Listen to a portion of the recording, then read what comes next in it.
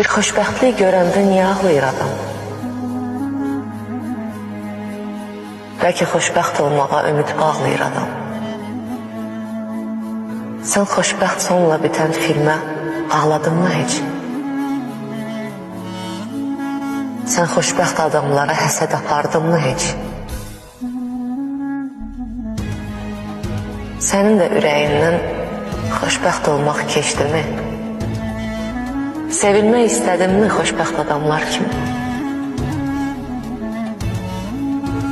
Üst-üstə yığıldı mı boğazında düyünlər? Gözündən damladı mı köksünə ötən günlər? Titrəməkdən sənin də əllərin yoruldu mu? Xoşbəxt adam görəndə heç gözlərin doldu mu?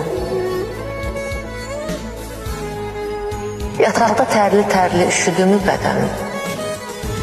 Yanında olmayanı canın çəkdi mi sən? Yolunu gözlədin mi gəlməyən bir adamın?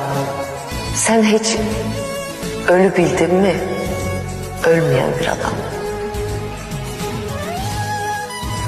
Yalancı gülüşləri sezdirdin mi özündə? Sən də bütün bunları yaşadın mı? Düzündür.